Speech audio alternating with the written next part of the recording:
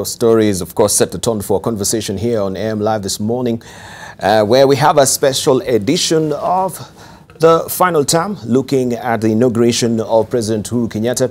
And of course, we'll be crossing over momentarily to Kasarani, where that particular inauguration ceremony will be occasioned. And we have our reporters also on the ground to give us a blow-by-blow account of what is happening on the ground. Allow me to introduce our guests this morning who are here in studio to take us through what we'll be talking about today. Of course, the biggest occasion is the inauguration and looking at the politics of the day as well moving forward. We have with us Dr. Otiende Amollo, who is a member of parliament from Rarieda. Also, we have Herman Manyora, political analyst, prodigal son who's back. Also, we do have Mithika Linturi, who is a senator of Meru. Also, we have a senator of Kiambu, who is Kimani Wamatangi, eagerly waiting for Jacob Medu to join us much later in the course of the program. Good morning, gentlemen. Morning. And good to see you. Thank you for waking up this morning. Of course, we know it's a holiday, and I can see Wamatangi, Mithika Linturi, they all prepped up to go to the ceremony in Kasarani. I don't know about Herman and Otiende Amollo. You're going for prayers today. Why not? We must go. Yeah, you see, Otiende Amollo is wearing a dog collar today, as he will be the high priest. My big event is in Jacaranda ground. Yes. We are going to mourn 28 Kenyans killed by the Jubilee administration, including 2 of my constituents. Yes. So that is where you'll be heading today? That is where I'll be heading today. Okay. Let's see from Herman Manyora. Good to see you after a while. Thank you. I'm happy to be back. Like Emmanuel Juma said, my DNA was here. I think he was right. I'm feeling home now. Good to see you. All right. Looking at what will be happening today, what is your projection today? The heads of states that have been invited, and we know, yes, it's pomp and color, preparations were underway, and then finally it's the day, and the D-Day is here. Well, it's a big day for the president, for Jubilee, and for the country. It's a time to rejoice and celebrate, to meet and interact with the foreign friends who have come to share with us. It's generally a good day for us, except there's one part where Otiende Amollo belongs that feels we should be mourning. And I think my position is Nairobi city is big enough to accommodate both. Let those celebrating go ahead and celebrate. Let those who want to mourn the dead go ahead and mourn the dead. It's quite normal. That's how life is. There will always be those who are crying and those who are laughing at any time in life. So let the two functions go on. Because we are expecting friends from outside, we should not create so-called red zones. No, Nairobi is big enough. Yeah. All right, Mithika Linturi? Yeah, I think as my colleagues have said, today is really a big day for this country. A big day that we usher in the second term of President Uhuru Kenyatta and his deputy. And for those that supported them during the elections, you can be sure today is one of the happiest moments, considering what we've gone through for the last 1 year. Campaigning, winning elections, being challenged, going to court is not easy. So we're happy for them. But allow me to say that our constitution has been hailed as one of the most progressive constitutions in the world. And I would really pray and ask the security forces that are supposed to maintain peace and order to ensure, as people enjoy themselves, as people sing and dance in Kasarani, the security of Otiende Amollo, as he'll be mourning his dead in Jacaranda, is also secured. Let each one of us choose where he or she wants to go. If you want to go dance in Kasarani, so be it. If you want to go and cry with those that are crying, those that are in Jacaranda, let them do it, because that freedom is there. But let them do it in a manner that does not provoke the peace of the other people, because it is necessary to really respect the rights and freedoms of the other Kenyans who would just want to be left at peace. So let each one of us really maintain his ground. Let us all observe peace. Let us all do what we feel is best for us today. All right, let's hear from Kimani Wamatangi as well. Thank you, Debarl. I think I want to join my colleagues in acknowledging that it's a big day for the country. It's a big day for the country. It's a big day for all of us, irrespective of you know, where some of us may say we are going. Definitely, as Otiende Amollo says, they are heading to other grounds. We are heading to Kasarani.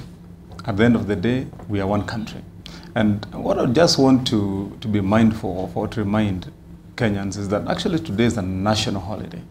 And you know, Debarl, the law that declared the swearing-in ceremony of elected presidents to be a national holiday was not made during this electioneering period.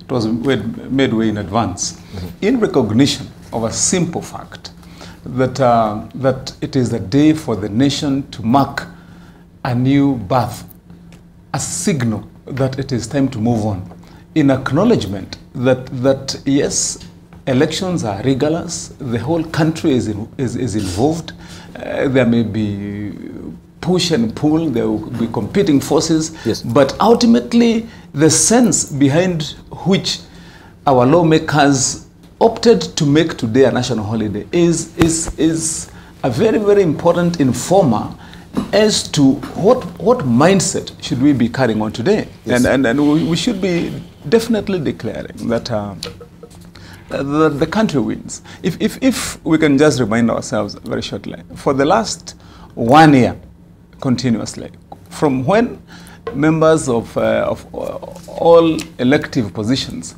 started running for nominations. That was, the campaigns started last year, way before December. We came to again now run for elective seats in the elections of August, and then the repeat elections.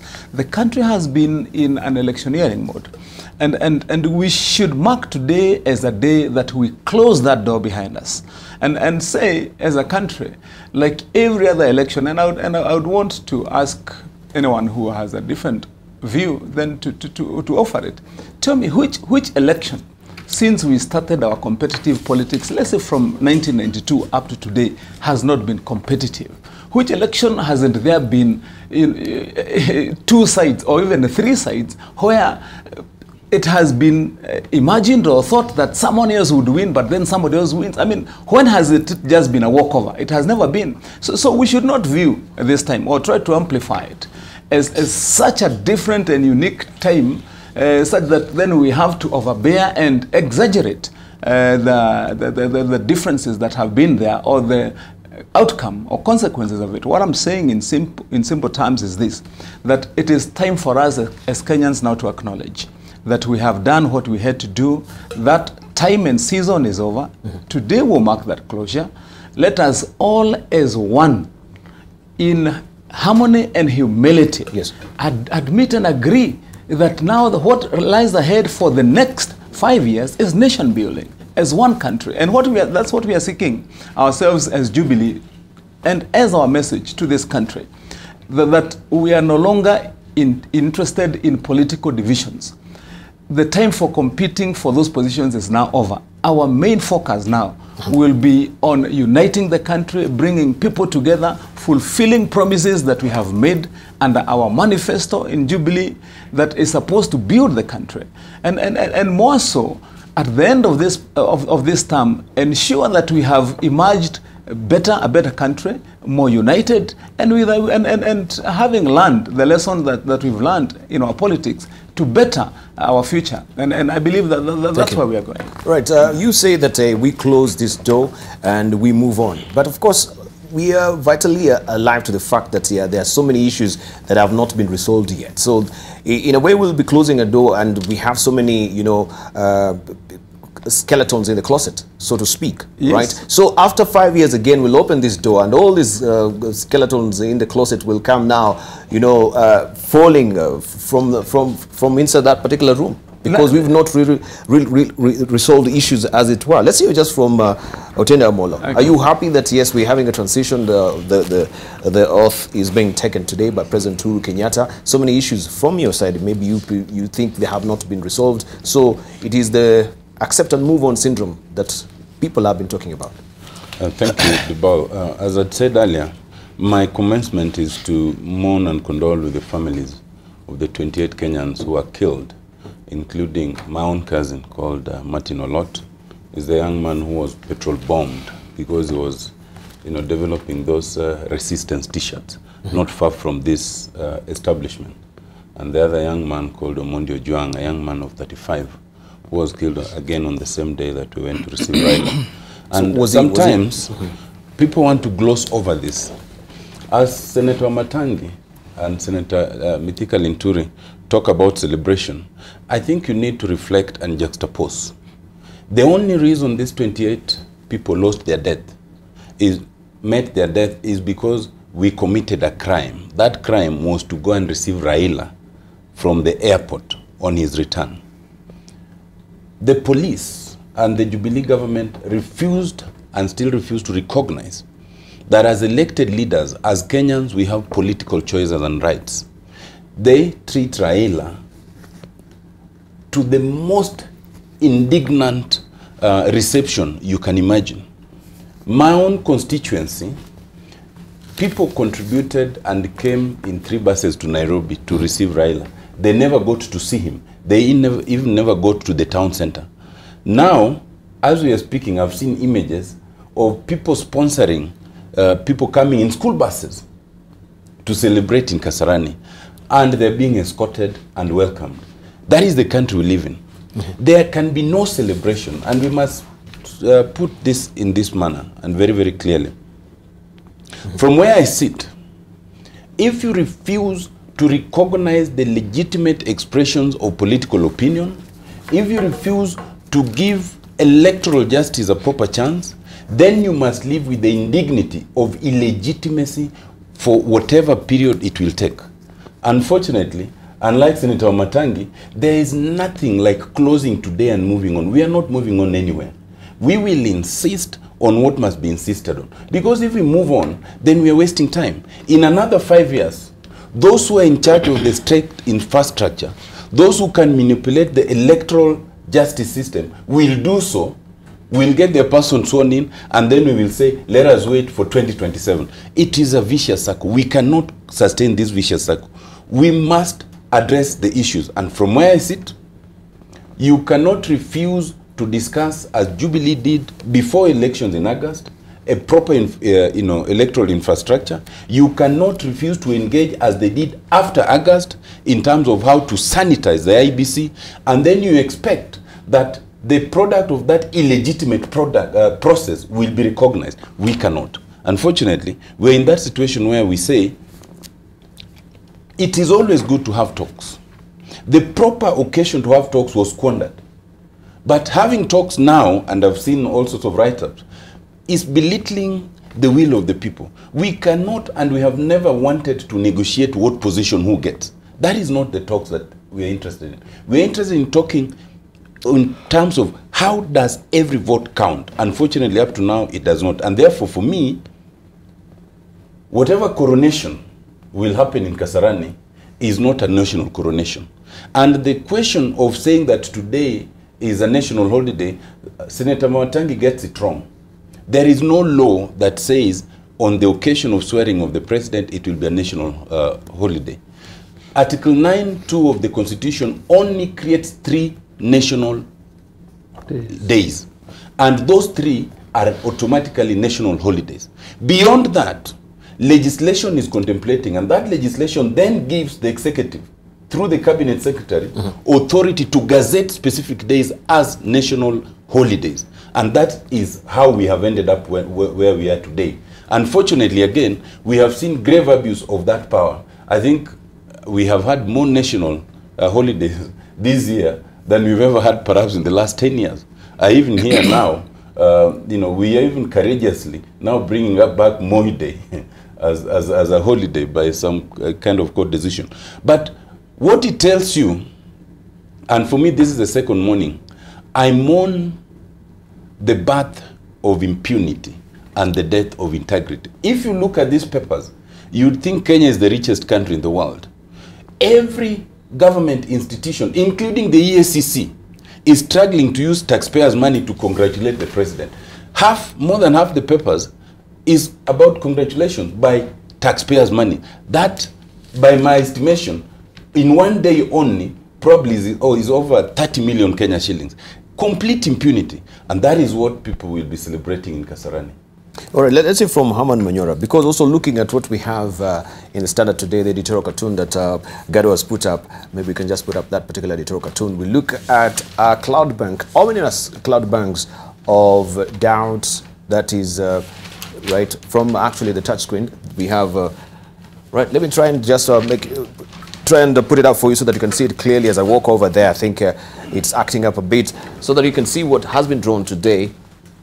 And this is it, yes, legitimacy. And we can see President Uhuru Kenyatta holding the Bible there. And of course, with other government officials looking also at Marage there, who is the Chief Justice that will be also presiding over this particular inauguration today. What will be your take about the question of legitimacy that is being raised here? Because also NASA is saying this is an illegitimate government. Herman. I think this issue of legitimacy must also be understood together with, or if you wish, read together with what Wamatangi is saying, closure and moving on. You see, it must be understood because under normal circumstances, Senator Wamatangi, elections must come to an end at some point and the winner must begin his work under normal circumstances. Because that is a civil way of doing things. Remember, this did not just come like that. Before that, leaders were anointed. Before that, people fought so that you became leader through blood. And that's why the sword is there, you see. That is carried from our history as human beings. But we have agreed that we'll do it in a civil manner. So it should bring a closure, like you say, and then the people should move on. However, for the first time in this country, for the first time, it is not just the losers are feeling bitter and complaining, which is a little normal in a young democracy such as ours, where the rules are not very clear, fairness is not always guaranteed. So there will be people complaining and even going to court and so on and so forth. But for the first time in the history of this country, we have this issue of legitimacy. For the first time, we have a section of this country that is saying we will not recognize the president. We will not recognize the government that we are putting in place. So this is a serious issue. So when you talk about legitimacy, you are then addressing a serious issue that can bring the country down. People seem not to understand it. It's not just that the losers are complaining as normal. The losers are saying this time, no. You are telling us to move to where? So then Wamatangi must understand that if you begin to move, you are moving with just part of the country. Then you are forced to look at the map of Kenya and then say, if I'm moving with the former Central, part of former Eastern, part of Rift Valley, or a very good chunk of Rift Valley, where am I leaving the rest? It's like I'm moving on with about a third of the population, leaving behind about 2/3. That should be frightening to a country. You cannot. In this digital age, let me warn Kenyans. In this digital age, a lot of harm can be occasioned to the state, to the government, and to the people by a population of people who have a lot of anger. These educated young men and women, you may think you are moving on, but they can occasion us a lot of harm. Because today's world is very easy to cause harm. You see? In the olden days, to harm somebody or society, you needed arms, you needed guns. Today, there are all manner of gadgets and all manner of things one can do. So we don't need to move as a country with about half or more of the country feeling the way they are feeling today. And what is supposed to happen in Kasarani just captures what I'm talking about. Is a nation not just divided, but divided with such high passions that we could destroy ourselves. So we need to re-examine and to relook. So let us celebrate Uhuru's victory. Let him be sworn in, but let us not deceive or delude ourselves that going forward there is peace. We have to address that issue of half the nation feeling as angry as they are feeling, right, as to want to have a parallel rally. This has never happened anywhere, I think. It must be a very strange occurrence, but it dramatizes and actually more than symbolizes the trouble this country is in. So I think I'm inviting those like Linturi, those like Wamatangi who are close to power, to try and convince power that this is not business as usual. Right. They are not just dealing with an ordinary loser. The loser this time has said no. Come and buy and buy. So the president swearing in could lead us in a place where Ndiongoma in answer, which is not good for the country, not for any country, not anytime, not anywhere. All right, let's hear from Mithika Linturi, because the issue of legitimacy, it seems then we are navel-gazing, just looking into what is happening in the country. We say, yes, we are politically divided right now. We're in a political crisis. The issues of dialogue are also being bandied about. But the question also of endorsement around the region, looking at what we have in the dailies today, the faces of some of the head of states that will be also attending the inauguration ceremony. It seems, yes, there is a support that is really out there for President Uhuru's second term in office as well. Looking also at the East African community from Tanzania, Uganda, Ethiopia, Rwanda, they will be attending this particular ceremony. So out there, is the narrative the same as what we're speaking here in the country? That, yeah, we are divided and this is a chasm that we need to bridge? Yeah, Debarl, there are a few things we really cannot really run away from. And when I hear my friend Professor Manyora, Dr. Otiende Amollo speak with that strong conviction that we are not moving, come and buy and buy. You know, that sense shivers across or along my spine, because I can honestly be able to imagine their sentiments is completely the feeling of the greater NASA leadership, and that is not something that we can really take lightly.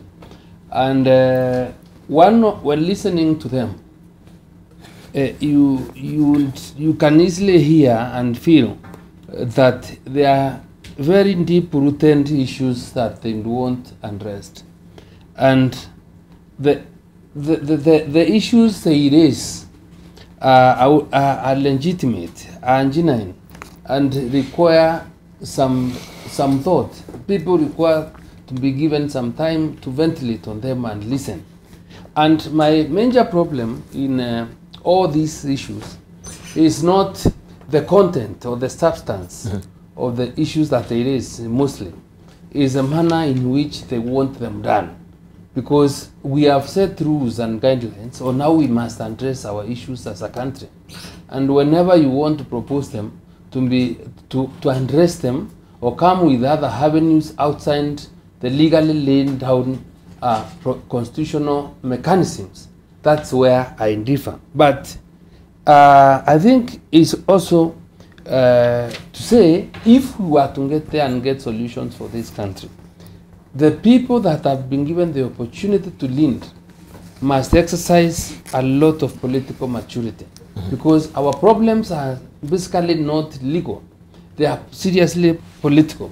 The feeling of exclusion in this country is all over, and we can't move together when there are such feelings. And to be able to bridge that gap, people need to sit down and talk and see how to address these issues. You know, the question of legitimacy as is being pushed around, the coming in of the other presidents, yes, it's an indication that as our good neighbors, they've come to celebrate with us the election of President Uhuru Kenyatta and the swearing in. But you know, these people from outside cannot come with solutions to the problems that face Kenya. Kenyan problems must be discussed and must be sorted out by its own political leaders, by its own leaders, and anybody else who has a reason or serious proposals on how to end our Kenyan problem. So we may be where we are today legally, yes, because personally I'm convinced the right process provided by law to have President Uhuru Kenyatta's date within destiny today has followed the necessary legal processes, and for that matter, I will not personally have a problem. But you know, there is a difference between legitimacy and legality, and this is, I think, is necessary for people to understand. The issue of legitimacy, as far as I'm concerned, has a lot to do with the acceptance of the outcome by the majority of the people of Kenya. We may be in a position, yes, to have followed the legal process, but when people say no, then it's a big problem, because they are not accepting the outcome. They are not accepting that, yes, this is how we need to go, and that is really what worries me. And to address this problem, I think it is only necessary to exhibit some bit of serious sobriety.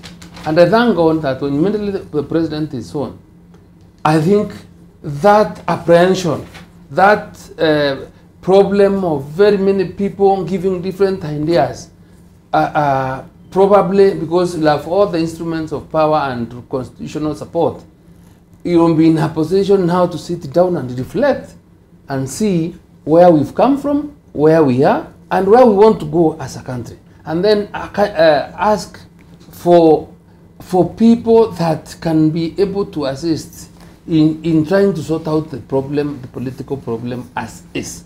Because there is no way we can move forward when people are in the streets. It is a serious blow to our economy, and whether people, you know, I come from an area where my people have serious obsession, and where people support President Uhuru Kenyatta seriously. The way the NASA people support Raila Odinga.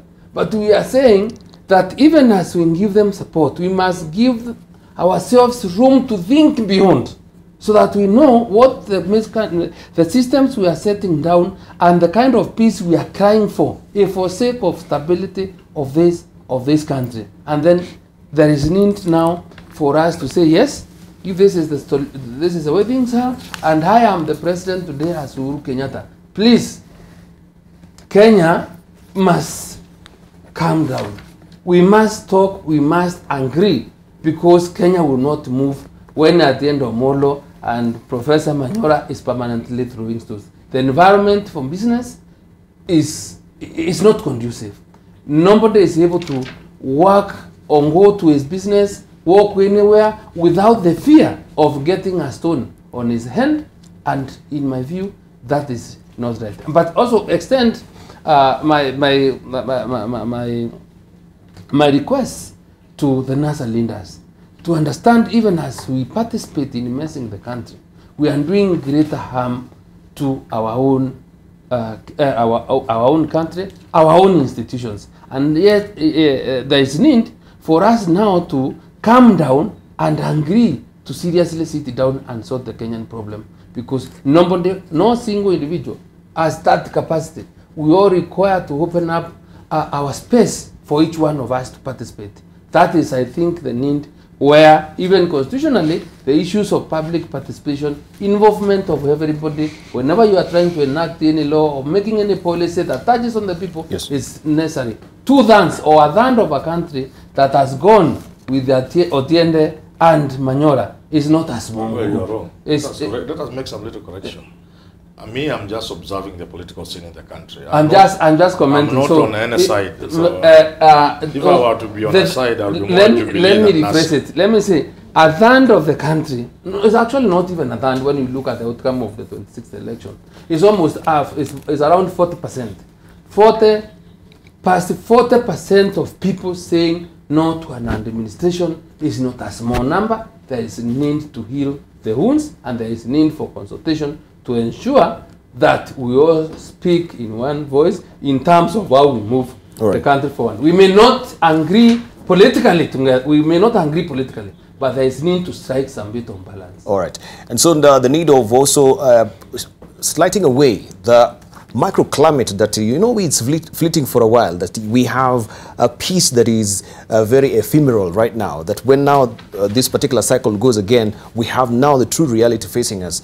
We need to address that as well. So the question would be then, will dialogue be the final, you know, sword that will cut that Gordian knot, right? And as we're heading towards, of course, this final term of Uhuru Kenyatta, how will it pan out with a divided nation, bearing the fact that we know like almost 40% of the country also is not really supporting the legitimacy of the president as well, because, of course, they feel they have been, of course, not dealt in a fair way as far as the election is concerned. That will be talking, of course, with the panelist here. When we come back, we'll circle back with Senator Kimani Wamatangi to tell us more about the legitimacy of the president, as, of course, has been put forth by the editorial cartoonist Gado in The Standard today, page 14. Don't go away, much more coming up on the other side of the break today. Right, before we took a short break, of course, we were looking at the legitimacy of the presidency right now, which is, we have people saying it is not legitimate. NASA, they're holding that particular view as well. And we promised when we'll circle back, we'll continue with Kimani Wamatangi to give us his view as well on that, and which is also making the country to be a bit polarized right now, as also President Uhuru Kenyatta is taking his oath of office today. Kimani Wamatangi. Yes, thank you again, Debarl. I think I would start it from where you've left off, and in your comments there, I think you almost got it right, really, because this all boils down to can the victor be magnanimous in victory, and can the loser be gracious in loss? And in answering that question, my thoughts would first be to compare what probably, if we were to learn from other more advanced democracies, and I would want to probably pick on the United States, for example, just as a case example, we'd ask ourselves, how have they handled similar scenarios? And I was just thinking, remember the elections of in the United States of Al Gore and George Bush, and remember how hard and fiercely fought it was, how divided that country was, until at the end of the day, Al Gore ended up winning the popular vote and losing the presidency. Remember, onwards, the contest between McCain and Obama.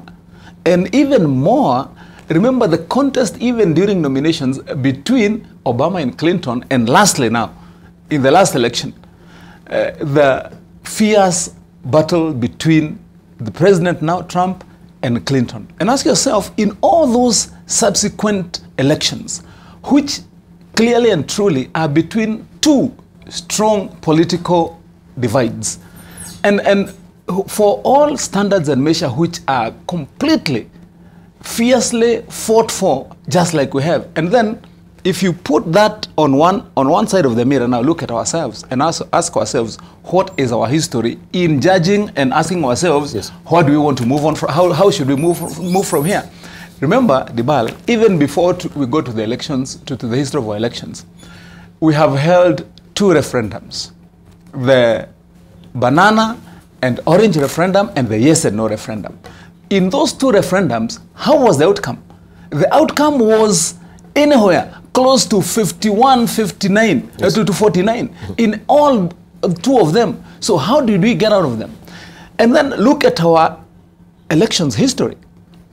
When we repealed Section 2A and went into our first multi-party elections in 1992, Kanu then won the elections. Daniel Arap Moi won the elections with a mere 36% of the votes.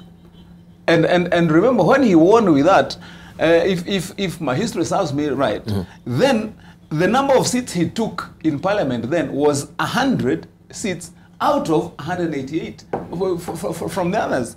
onwards, in 1997, when he was winning again, and remember, we were still a multi-party democracy, he won with 40% of the vote, taking about 107 seats out of 210. And then onwards, I'm creating that history so that we can ask ourselves, are we so uniquely different this time? Now, look at our elections in 2007, when there was even the worst of disputes, and resulting into the violence that was there. What was the difference between the votes in the two opposing sides? I mean, a flash finish for both sides. And then in 2013 now, you know, you can still tell the same story. We ended up in the Supreme Court in 2013 with a similar story. So out of all those times, how have we broken out of that scenario or that situation? And I'll tell you, you know, the difference we have in this election and the situation that we have had is of part of us, or some of us, refusing to agree, accommodate, and acknowledge that when you have two strong opposing sides, and Debarl, I have cited the case of the United States because we are almost replicating by having two strong sides. Remember, there they have the Democratic Party and the Republican Party, and the contest always is between those two, and it is known it's going to be big time between those two parties. Now, in our elections, that's how we have been formatting. We have always had in those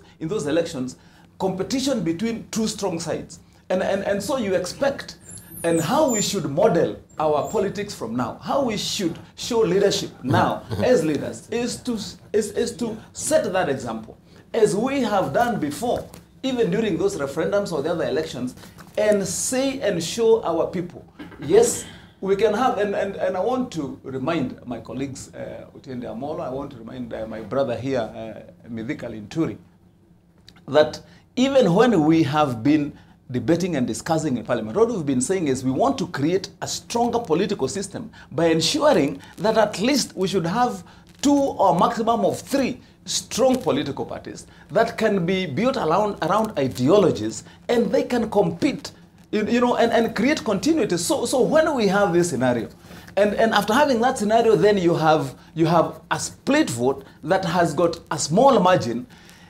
And other than accepting then finally the results and showing our people, yes, competition can be this fierce, politics can be this grueling, but at the end of the day, we are Kenyans. Thank you. We can be able to put it aside and move forward and wait for the next competition. And remember, and I want to finalize by saying this, the competitors in the political arena competing for those top seats don't have to be the same names. So once we build our royalties around individuals, and we want to continue to hammer and want to show that we are more loyal and true than the other, that's why you find that individuals now want to use that so that they can continue the contest. And unfortunately, some of them, because of selfish reasons, they want to be heirs apparent to the ones who are exiting. And that's why you find actually some of the players around this scenario are not even the main contestants themselves. It is because there are other interests around them. So what I would want to finalize by saying is this,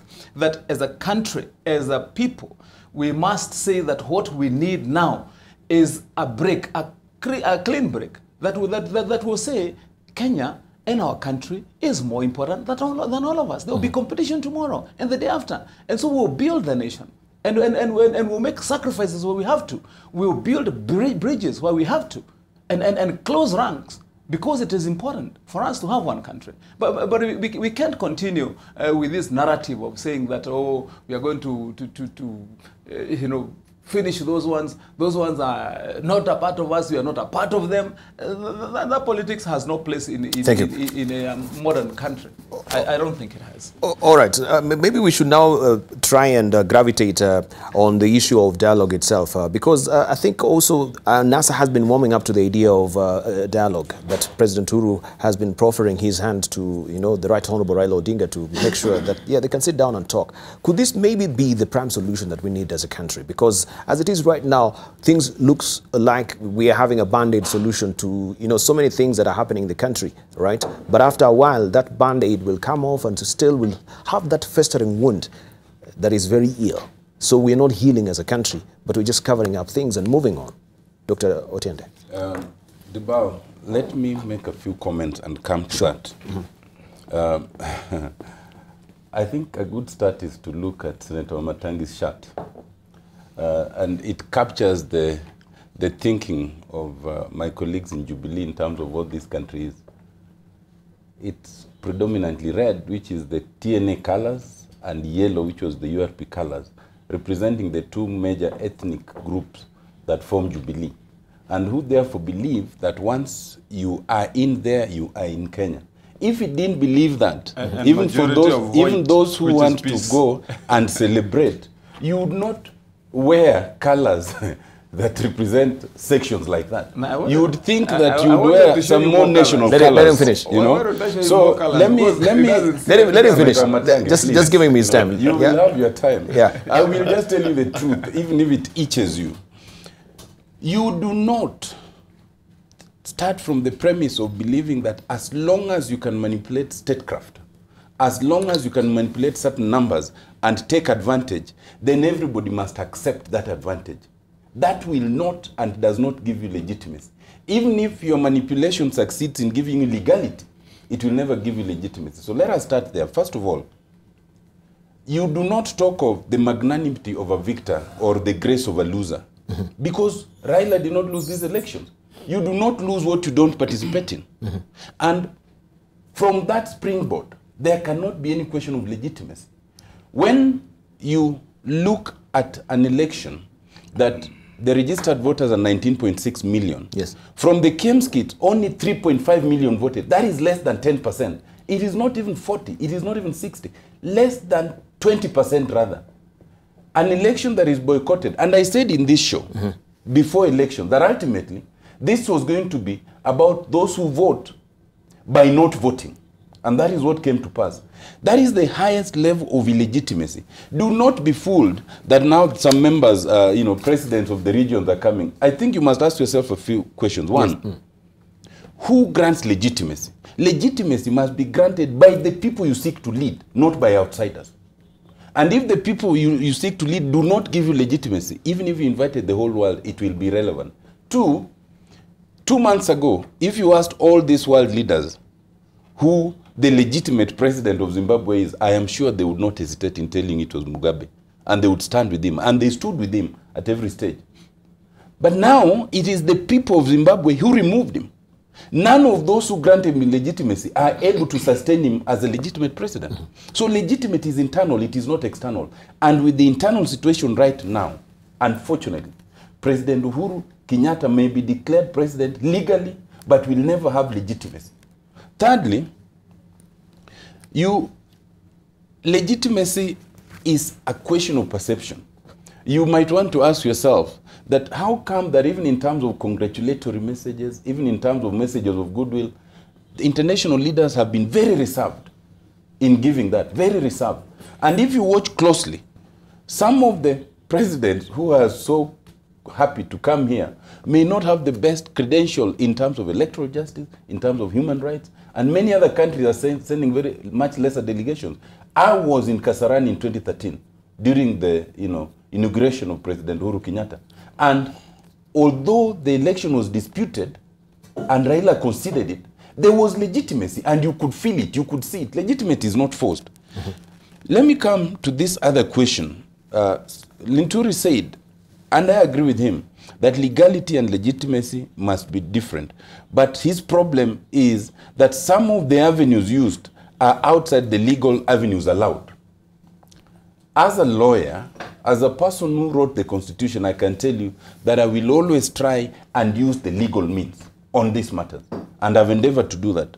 But the problem is we are coming to a stage where a significant number of those in this country are feeling that those legal avenues are not working. They are feeling that the legal avenue of having an independent IEBC cannot work, no matter what you do. They are feeling that the expectation that you will get justice in court has brought us full circle to where we were in 2007, that going to court is a waste of time. And where we are going now is a very dangerous place because those legal avenues, those legal channels might be irrelevant. And those of us who actually advocate it are the ones who will be on the wayside. What we need is a very, very fundamental introspection and address. I think we've come full circle. If you look at where we were in 2007, we are almost there now. We were in a situation where nobody had the full confidence that you could go to court and get justice. That is where we have now come to.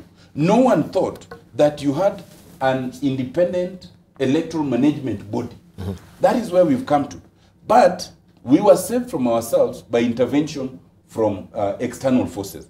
Where we are now, even that intervention does not seem to have solved the situation, and therefore it might not be a solution. When we came to 2013, three things worked in our favor. One, there was still the threat of ICC, and people had to remember that, you know, there's an ICC process.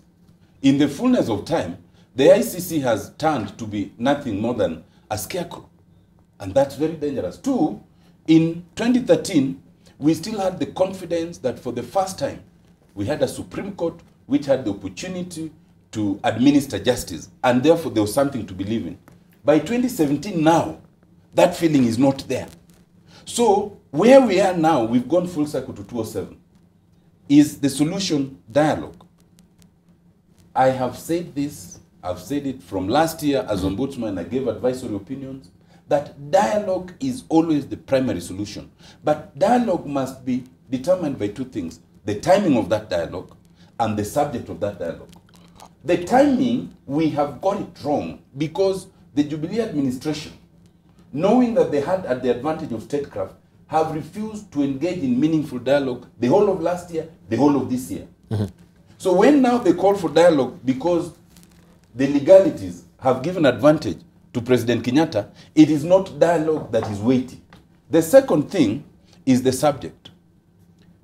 At all times, and even today, you will see that Raila has been quoted that he's willing to have dialogue. Yes. But he's willing to have dialogue on how to have legitimate, proper elections. Jubilee want to have dialogue in how to share positions so that temperatures are lowered, not with a view to solving the underlying question, but with a view to lowering the temperatures. We come to 2022, the same statecraft and the same institution that were used to manipulate this election then will be used in favor of William Ruto, who will be declared president, and whoever his running mate is, then they will call for dialogue to lower temperatures. We cannot live like that. And therefore, I think that dialogue is a good thing, it should be had, but only meaningful dialogue that helps us address the underlying problem. And the underlying problem is not sharing opposition. It's not a question of, will I give you 1 or 2 cabinet secretaries? No, no, no, no, no. This thing is not even about Raila. It is about the injustice felt by millions of people who think that year in, year out, their vote does not count. Thank you. One last thing. Yes. Isn't it ironical, and isn't it very sad, that we are a country that can administer examinations for Class 8 students, for Form 4 students, with such specificity that you even have the names of those students printed? You can make sure that you reduce the question and possibilities of cheating in exams to almost zero. But we cannot get it right on elections. And yet these exams are administered in the same schools that we use for elections, by the same teachers we used as presiding officers.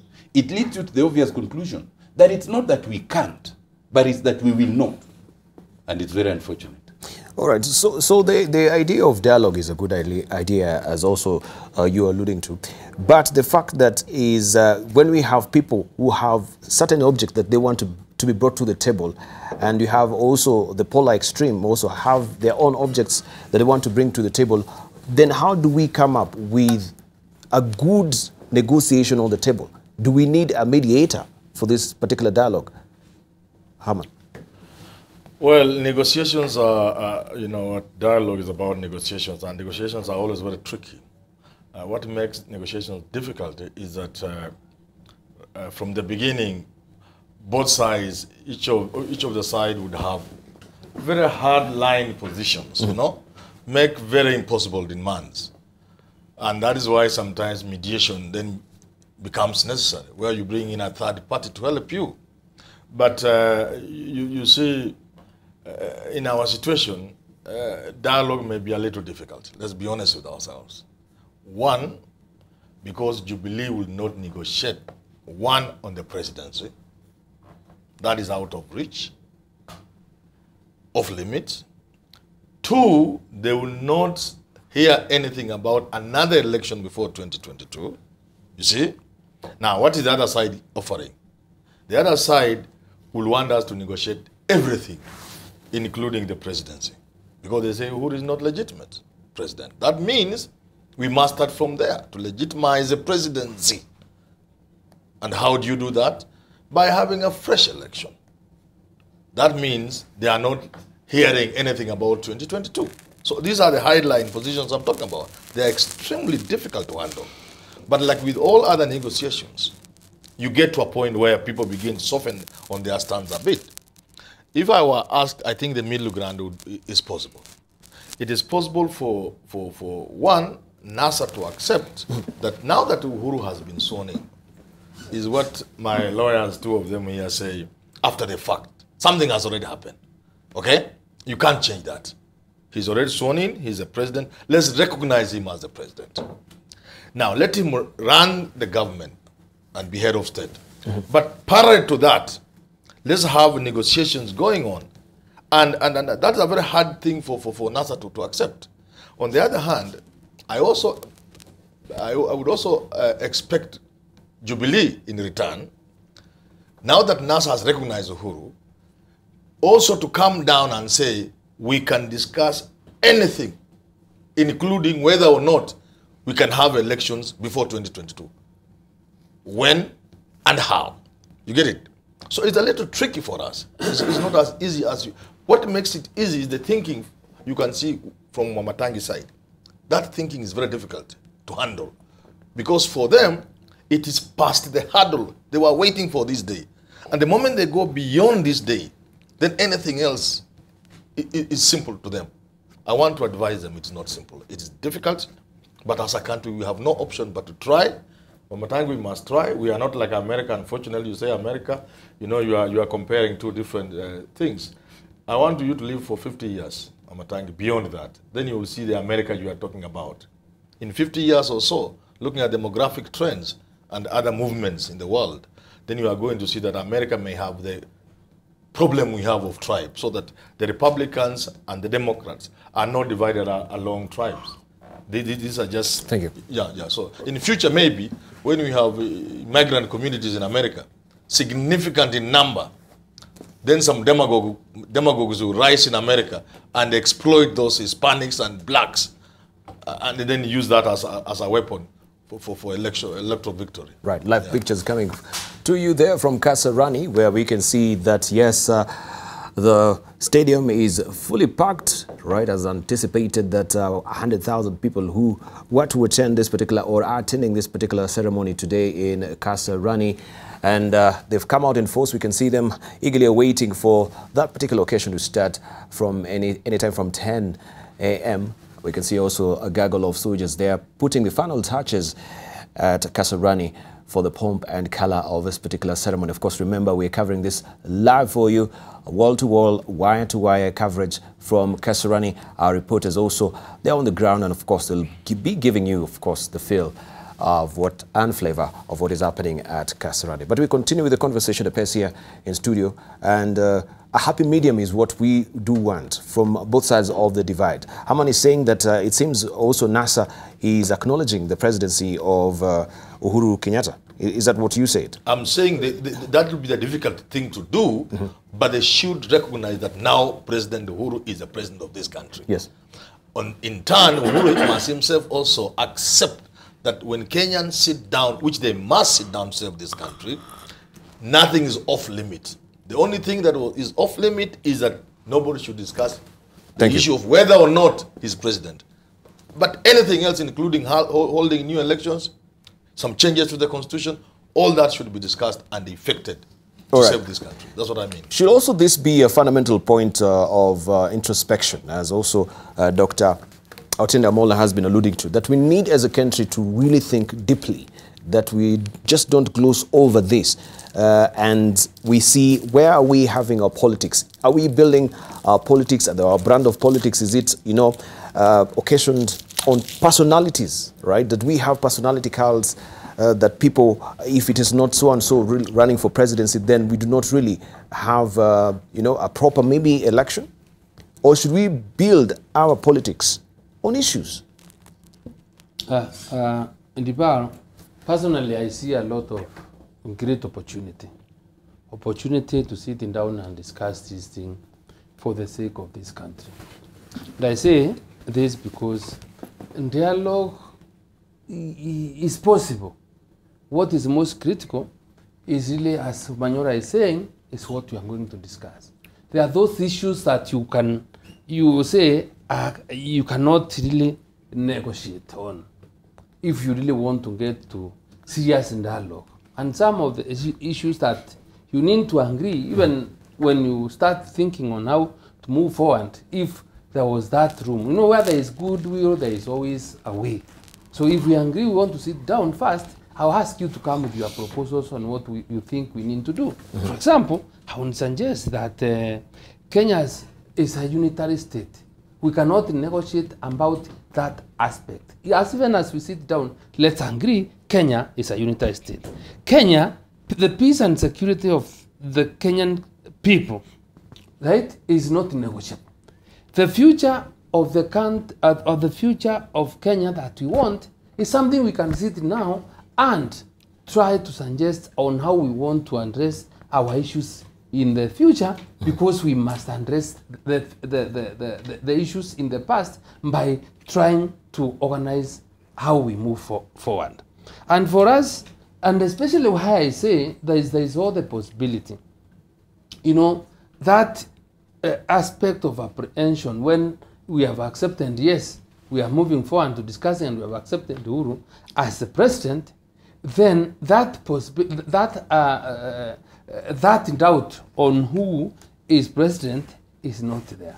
And because we are sitting to discuss on way forward, and to that number of the things, as a system is being created to give an advantage in the future to anyone, and since Uhuru is not a player anywhere, then there are all the chances and all the possibilities. The only difference that we find between us and, say, for example, America, is that, you know, our American politics are completely ideological, and the party system is properly entrenched. So that when you find people, elections in America are either between the Democrats and the Republicans. The difference, Kenya, is about individuals, it's about communities, and this is how we miss it. Our political parties act in one way or another, our laws are trying to address this problem so that people can get out of that pass. By, you know, for example, when we are trying to create the political parties fund, was to ensure that political parties are funded from the taxpayer, so that there is ownership, so that there is that feeling that this party belongs to all of us and not an individual. But I don't think we have gone there yet, because political parties are individualized. Mm-hmm. Political parties are institutions that we thought would have played a very great role. But right now, I don't think we've really met the direction that was required or that is anticipated. Yes. And the moment we also get our leaders elected on the basis of merit, on the basis of their capacity to stand up on issues that pertains or touches on the people, mm-hmm. we will be getting some, we will also be making some great distance, yes, in addressing the Kenyan problems. But because right now, most of our leaders are products of political patronage. You are elected because probably you are the person that stands to bite the bullet for Mheshimiwa Raila Amollo Odinga.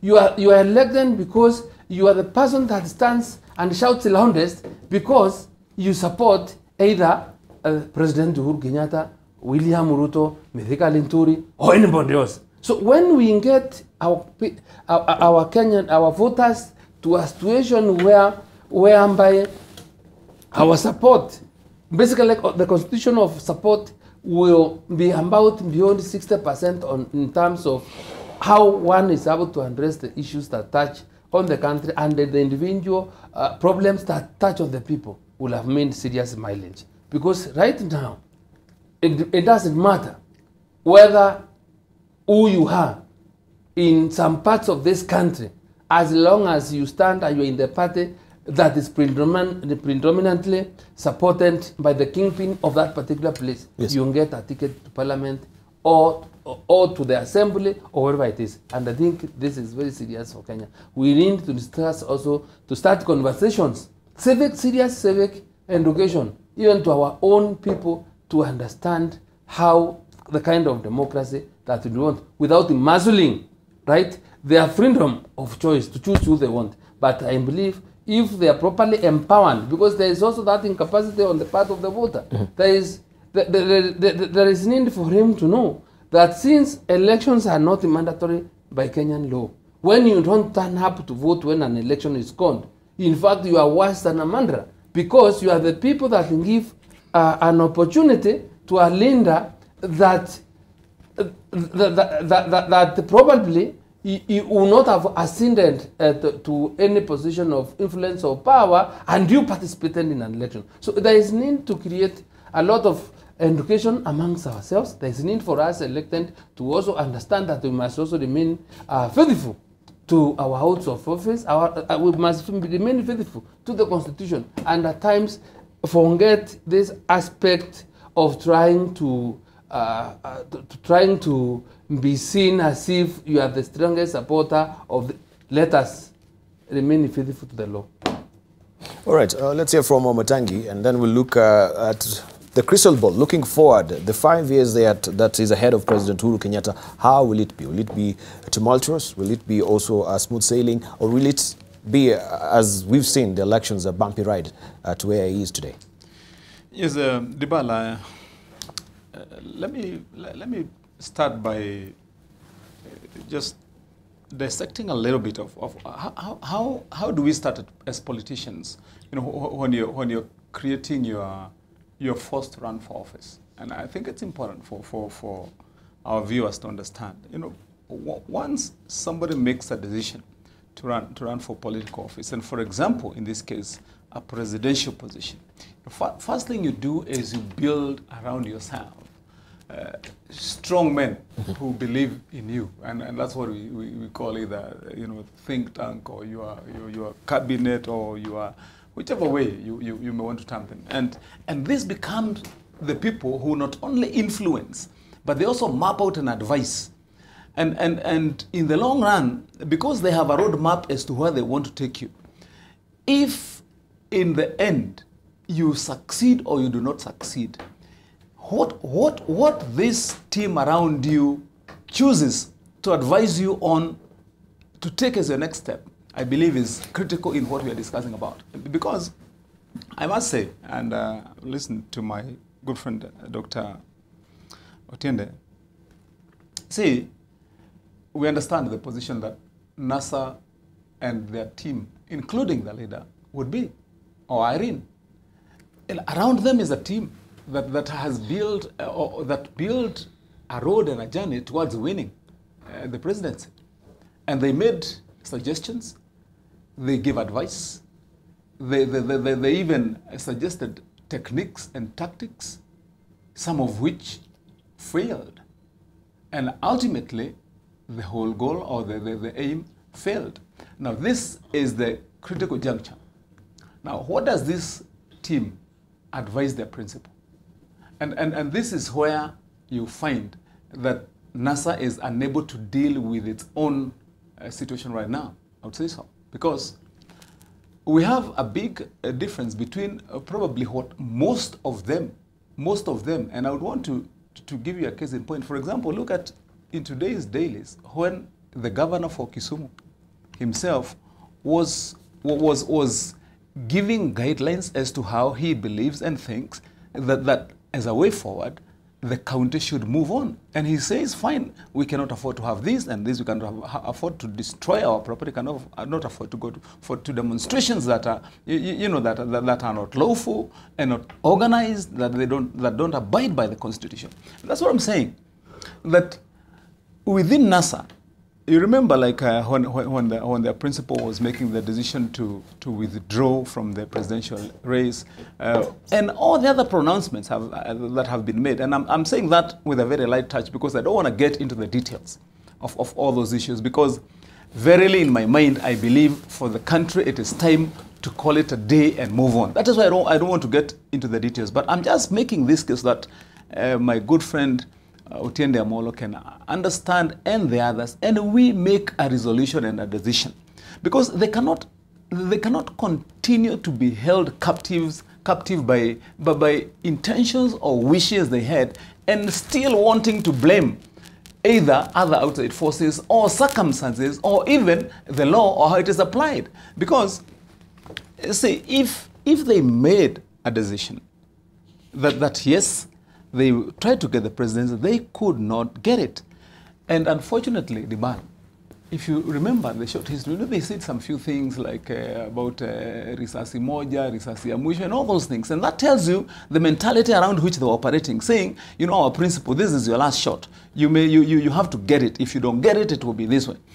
And now, from that position, it becomes very, very difficult for them to reconcile and accept the reality. What I would want to say as a Kenyan, observing, not necessarily as a member of Jubilee, though I am one, and a proud one for that matter, that it is important that this team around their principle and whoever they are that are leading the advisory should be able to be truthful enough to stand in front of their men and tell him that now it is a time when the country beckons, that you show graciousness, that we say, yes, we went into the battle, we did not win, and losing is one of the outcomes that is contemplated in a contest.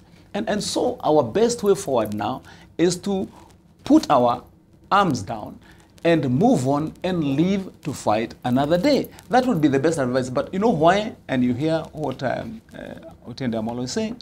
You know why they would not accept it? Is because, one, there are lots of interests. There are lots of interest around the entire of that team.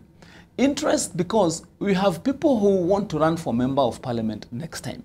You have people who want to become governors and senators. You have people who want to be heirs to this whole concept you've heard about risasi moja, meaning that they already know and they are saying that this is probably the epilogue for their principle.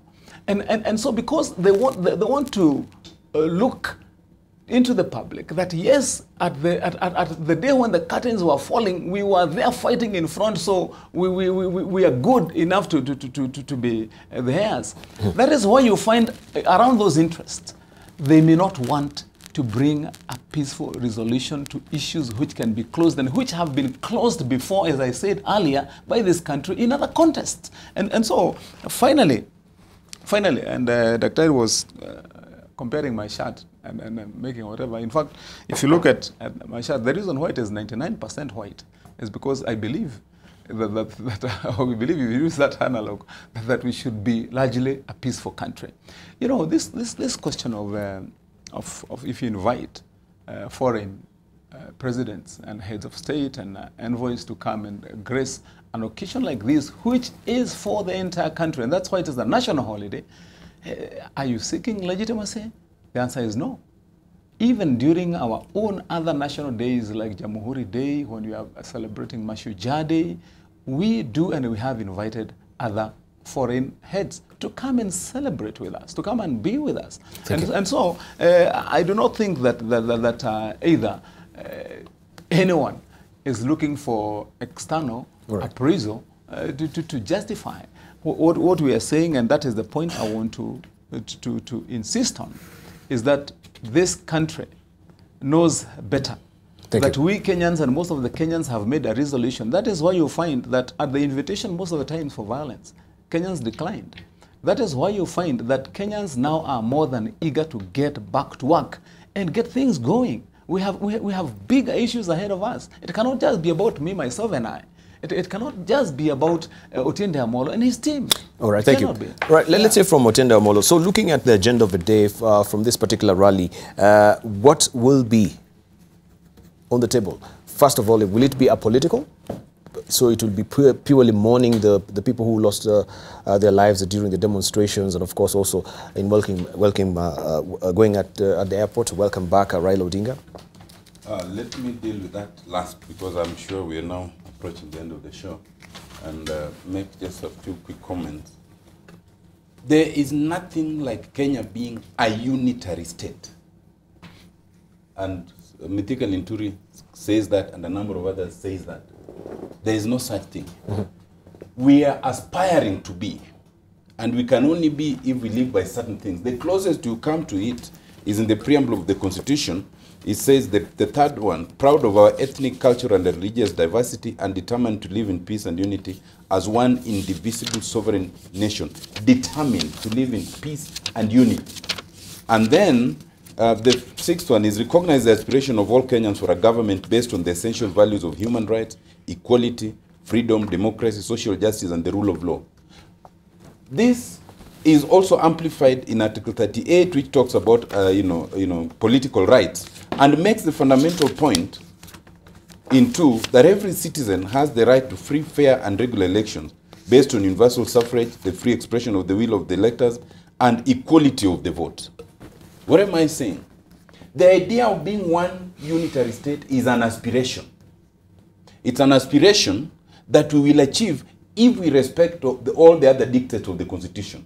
Free, fair, and regular elections, equality of the votes, we respect the rule of law, we respect democracy. We have shown that we don't respect these things.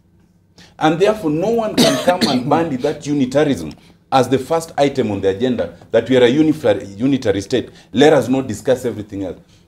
I've said this, and I'll repeat it, that the Constitution of Kenya actually allows you to contemplate coming to that stage when you say, Kenya is not working for us, let us divide it.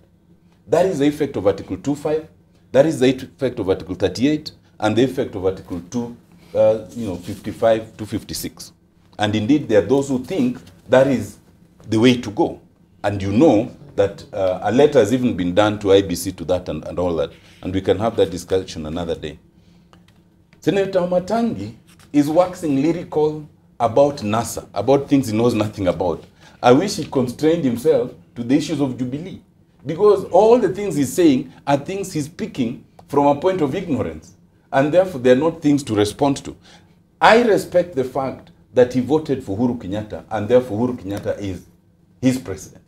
I did not. He must respect the fact that I refuse to recognize that, because it is also my right. Okay? But ultimately, the way I see it, it is rather simplistic to reduce these things to a question of it is NASA versus Jubilee, because this country comprises of so many others who might not necessarily subscribe to NASA or Jubilee, but they still subscribe to certain ideals. Ideals of fairness, ideals of justice, ideals of, peace and unity. I think ultimately where we are, two things have been shown. The withdrawal and refusal to participate by Raila Amollo Odinga was the best thing that happened. Because ultimately, it was Uhuru Kenyatta really running against himself, but they still had to make the election. If Raila was running, they would have found an easy object to mess. At least the one thing that everybody knows. The international community now knows it. All Kenyans now know that the falsity of alleging tyranny of numbers is actually a myth that is created by electoral manipulation. And everyone has been able to see that the Jubilee and IEBC cartel in terms of manipulating the elections was finally exposed. I think moving forward, there are only two divides, and it's not NASA or Jubilee. This country is divided between those who have made peace with mediocrity, those who have made peace with illegalities and deceit, on the one hand. And then, on the other hand, are those who insist on truth, justice, and fairness. I am happy to belong to the latter. Coming to the prayers today, I think you will hold on to it. We'll speak about it. We have more time to actually discuss also the agenda of the day later in the program. Let's hear from Herman Manyora. I think, Debarl, you've known me to be a man who talks straight and simple. On this bench, we are speaking a lot of English. I have tried to make Wamatangi understand two simple things, which I think viewers have already understood. One, the idea of moving on, the idea of 99% piece of your shirt superimposed on what Otiende Amollo calls the two communities cannot work. So you cannot talk about moving on. I'm only urging you in simple English, Wamatangi, look behind you as you are moving. The rest of Kenya is not moving with you. That is important. We cannot have a country or a nation when a significant portion, almost half, you can call it 40%, 50, 55, but not a mathematical half, but a half nevertheless. Behind, they are not moving with you. It is time to stop and find out how do we move together. Why are these guys not moving with us? You see, countries have been brought down when just a mere 10% or 5% of the population stop to move on with the rest. That brings down a country.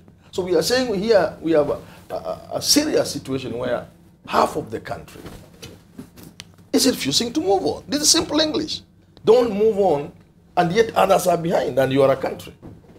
Sit down and ask yourself why. Number two, we must get to a point you are talking about where people accept defeat and they concede. But for us to get there, Otiende Amollo has put it, he's trying to put it clearly, but you know he's a lawyer, so he must use big English. What he's trying to say is this. For us to get to a point where those who lose may be bitter, even angry, but will still accept, concede, and greet and shake the hand of the winner. For us to get there, we must have electoral justice. That this country has never had electoral justice. We've never had a situation where we have free and fair elections, where the loser will feel, well, I have lost, but, well, I can't blame anybody.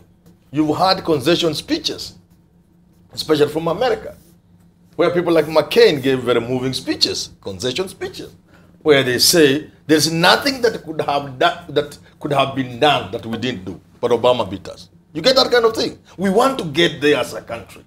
We want to get to a point where people will accept defeat graciously. But there is an imperative.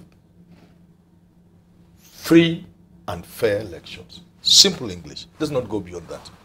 Right. Mithika Linturi, let's hear from you. In electoral injustice, also the country, as we normally say, yeah, it is divided.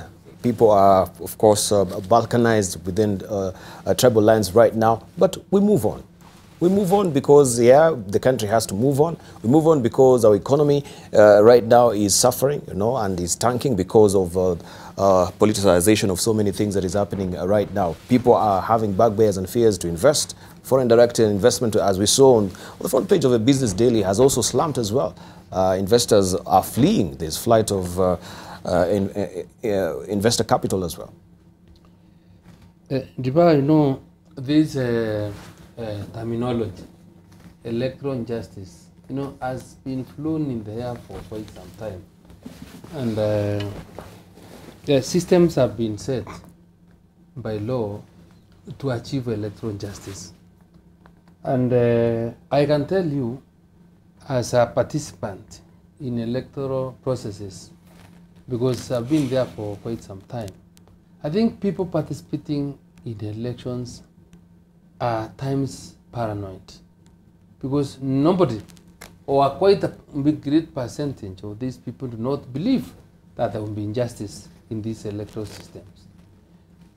Nobody has some room of loss in his hand, in his mind, that when I go through this process, there is that possibility of me losing, and for that matter, I must be able to accept the outcome of that election. So that is why you find, in most cases, people who permanently lose elections and not want to accept that that was lost. Because it's not rocket science. When elections are lost, even if you don't know very many things, at times by looking at the margins that are there, you'll be able to ask, hey, how possible is it for this one particular person to have manipulated all systems and get this kind of numbers? To me, I am not able to conceptualize that aspect. And I'm saying this with all honesty, because having been elected for 3 times in a row without any break, and being as honest as I have been in those elections, I have never in one single day asked for people, right, to either steal votes for me or to pay people to go and vote for me. That has never happened. And I am voted, even, for example, the county of Meru is quite big. I have 1,473 polling stations. You know, it's not possible, Manyora, for me to know even where they are in the whole county.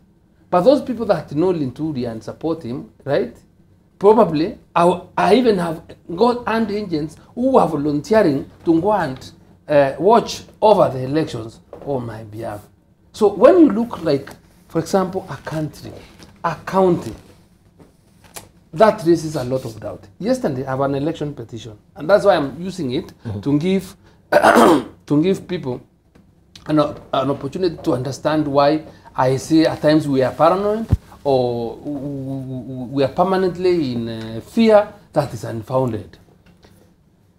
You know, my good friend Otiende has made an allegation that when the elections were conned, in the Kim's kit, only 3.5 people voted. 5 million, yes. Let me tell you, yesterday, I have experts that were looking at those SD cans, reading data. That is happening. That was happening yesterday. I came from Meru. It was not possible, it is not possible to manipulate that gadget. Demonstrations were made in court. We were able, the petitioner wanted to know when the kit was opened, how many people voted, how the transmission was being done, and whether you didn't do it a second time. If you sent the wrong message, were you able to cancel? I'm telling you, me what I saw. I can tell you, the INBC, I don't hold their brief, I have no instruction to defend them, but there couldn't have been possibilities of electoral fraud in the elections of 1997, elections of 2007.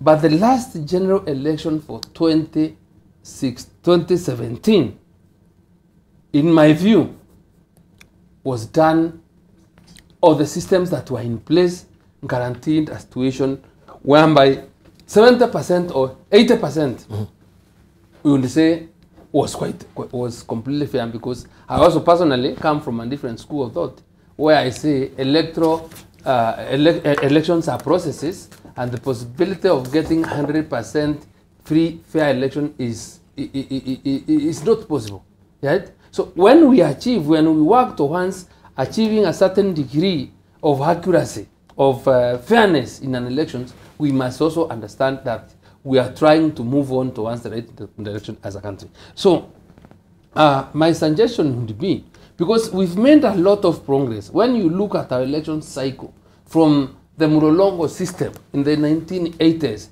the reforms that have been coming, reforms that have been proposed in our electoral justice system, we've made a lot of progress. And if there is a section of society that right now feels that we are not there yet, the best thing is, let's sit down again, let's come with the proposals and see how we can make adjustments to achieve that end. But even as we do them, let us also be reasonable. For example, NASA and issues that required to be addressed. But when you looked at the timelines, when the law was saying election must be on this date, NASA says no, kick out all the INBC officials. You know the processes of getting INBC officials out of office or into office. And looking at the timelines, there is not that possibility. So even when now you are saying this has to be done before we go for an election, it's only like trying to draw blood from a fly, which is not possible. That's why I am saying people would want to engage. But we must demonstrate in goodwill. We must demonstrate that we want to engage in good faith and for the interests of a country, and not for selfish interests that are not intended really to go along to go along with the aspirations of the majority of the Kenyans. Right, let me come to Wamatangi and ask you, because I posed this question to you, but I didn't get a clarity on it. Now, looking at your crystal ball right now, for the next 5 years for President Uhuru, what is your projection? Do you think he'll be able to have a seamlessly flowing time governing this country with a very polarized country, a very divided country? Yeah, I'll answer that question, but allow me to just say... For the interest of time, because sure. I'll be stuck for time and... Very quickly, just to answer to an issue that was raised by Otiende Amollo, my good friend, on whether we are a unitary state or not. Because then, and I would beg to differ. Because the Constitution in Article 5 clearly and very clearly speaks to why and how we are a unitary state. And not aspiring to be one, but already are. You see, I mean, it's very clear. The terms that define what Kenya is very, it says Kenya consists of the territory and territorial waters comprising Kenya on the effective date. And any additional territory or territorial waters as defined by an act of parliament. And it does not speak of, in futuristic terms. It says we are. That is Kenya, defined for us. So whether the question of whether we are a unitary state or we are not, is clearly settled by the Constitution. We are a state, a unitary one for that matter. But then, I also want to acknowledge that it is part of political strategy all the time for a loser never to accept defeat. If you look at political strategy as laid down by most campaign teams, Debarl, and Kenyans need to know that part of the instruction to their candidate is that never accept defeat. Because once you accept defeat, that is their definition. Then it shows your weaker side. It also diminishes your chances. So don't be disturbed or unclear as to why would there be such insistence and pursuit of elections were not fair. This kind of, although it seems and it can be seen that at the end of the day the process has narrowed down to this and this is the outcome.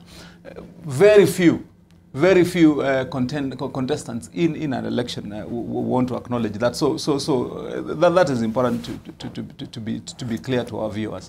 Lastly, a quick one. Let me also say that probably the only ignorance that Dr. Otiende Amollo would probably liken to me would be only ignorance to how deep and how determined they are to pursue a chaotic route that will probably mess the country up. That's the only ignorance I would say he can accuse me of. I may not know how deep or how determined they are, but the rest I'm very clear about. I know where we want to go. I know what the country feels like. I can feel the pulse of the country. I'm a Kenyan. That we want a better day.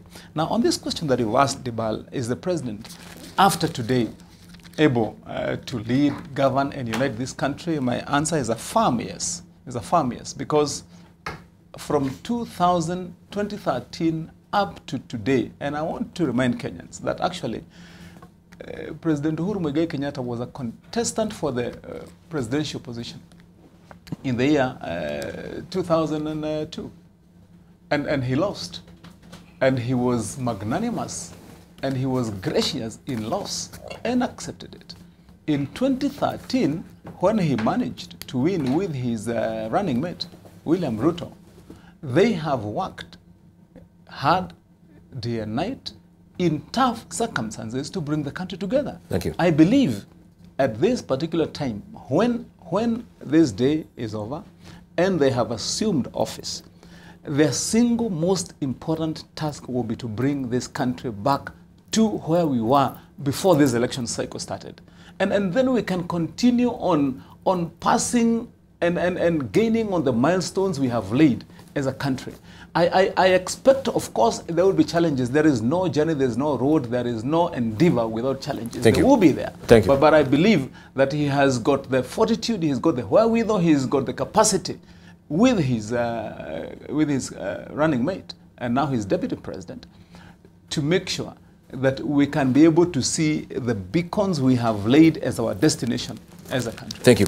Right, and you still haven't answered my question. So we'll leave it at that. But I want to hear from Dr. Otiende Amollo. The agenda of the day for NASA at Jacaranda today, I asked you, will it be apolitical or will it be purely, of course, mourning some of your supporters? And I believe that will be my closing comment.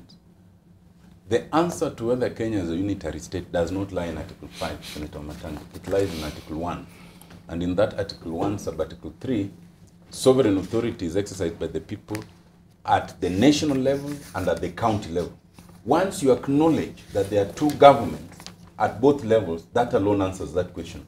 And the full length, you will find it in an opinion that was done by the CIC at the time on that question. Secondly, Senator Linturi has exhibited great belief in the abilities of the KIEMS kit and in how it works.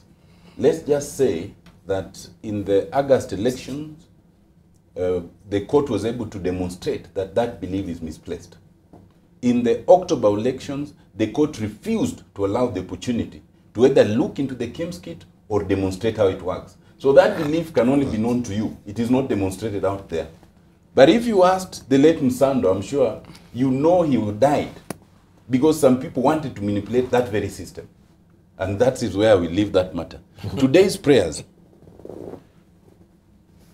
we have duly notified the police of the prayers. I have seen the police, Mr. Kome, constantly assuming powers the police do not have, even to arrogate and abrogate the Constitution. We have notified them. We expect to go on. We know that this is a prayer mass for those who are killed, a requiem mass. Yes. In law, and in fact, you do not even need any license or even to give notice when you are holding such prayers. I am sure you've attended many. We are going to hold those prayers. We will not be stopped by Mr. Kome or anybody because the Constitution allows us to do that. We ask the police to keep away. Ordinarily, the police are supposed to keep you protected. Whenever the police come to our meetings, they disrupt it, so we don't want them. We want them to keep away. They can go to Kasarani and elsewhere. We will hold our prayers in peace. It's going to be a prayer. We are urging our followers to come with the Bible. We are urging the pastors to come. But like every prayer, you know that statements must also be made. You cannot hold prayers for those who are killed and fail to mention why they were killed. So that we will also do. But all that is as contemplated by the Constitution. We know that even as we speak, KPLC is already playing games. They already know electricity in that area. But we urge them that that simple games will not deter us. We will hold it by whatever means necessary. And we invite all Kenyans of goodwill to come and join us in morning. So you don't have a backup generator in case KPLC... All those arrangements have been made.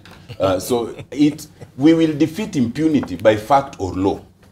Yes. All right, let's hear from Muhammad. Your closing remarks. Yeah, my closing, I like things again being simple. So, Linturi, when you talk about KIEMS kit, assuming it is true you observe that they work, you see, that may be true, but there are two major ways of arriving at the truth.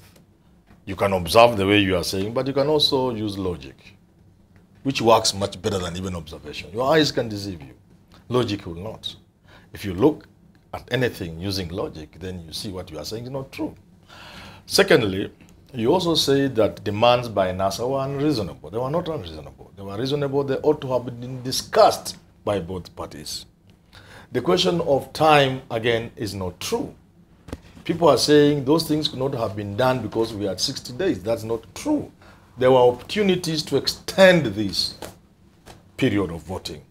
One, on the 10th of October, 2017, when Raila Odinga withdrew, IBC would simply have gone to the 2013 ruling, which they used to pair these two into an election, and said, well, by that ruling alone, this thing has collapsed. And then they will have earned another 60 days from there.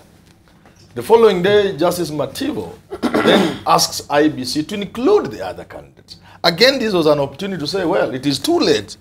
If the law demands that we include them, it is too late for us to hold another election.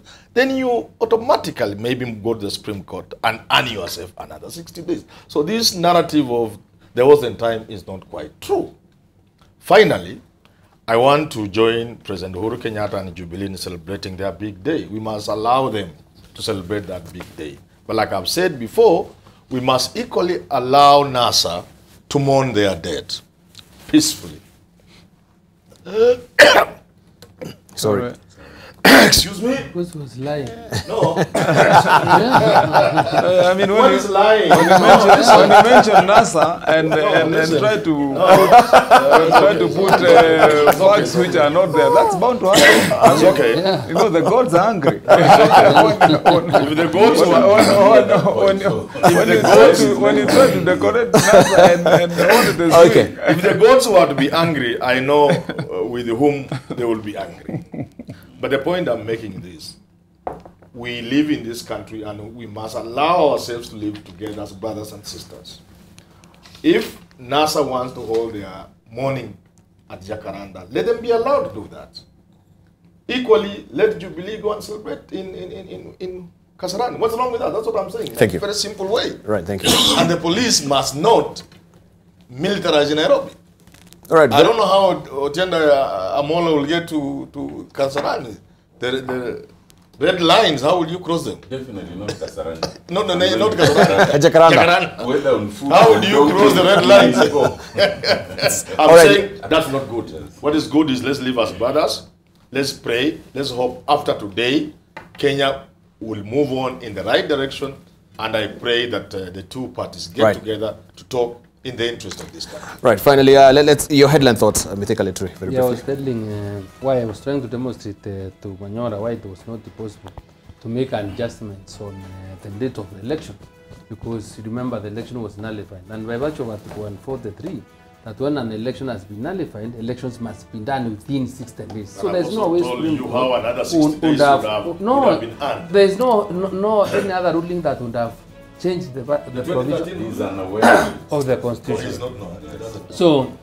So what I would want to say for now is that I wish anyone that is looking at Manyora, Otiende Amollo, Linturi here, we come here and discuss issues as very close friends. There is nothing that we harbor that are personal.